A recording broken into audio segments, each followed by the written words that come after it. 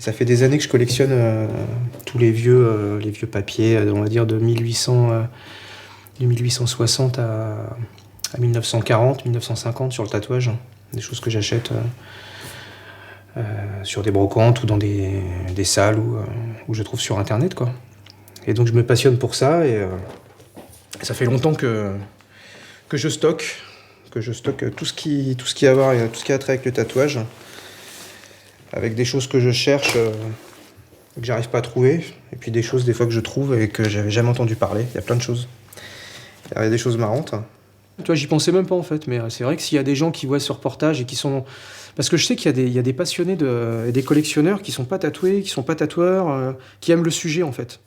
C'est comme quand je collectionnais des choses sur les bourreaux à l'époque, j'avais pas envie de couper la tête de quelqu'un, quoi, tu vois.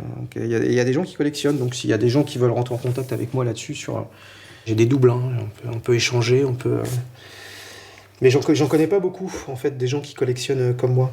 Sur des magazines ou des choses comme ça, ils peuvent remonter les infos, rentrer en contact avec moi, c'est assez facile de rentrer en contact avec moi.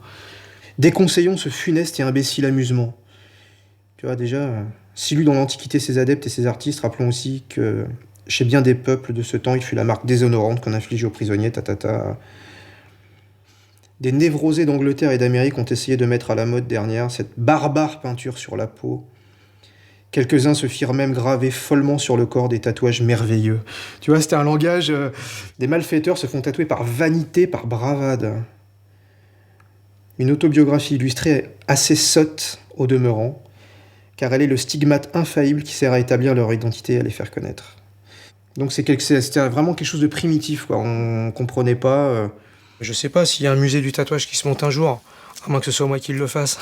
Je plaisante. Je lance un appel à tous les collectionneurs qui comptent donner leur collection à un jeune passionné. Je suis là.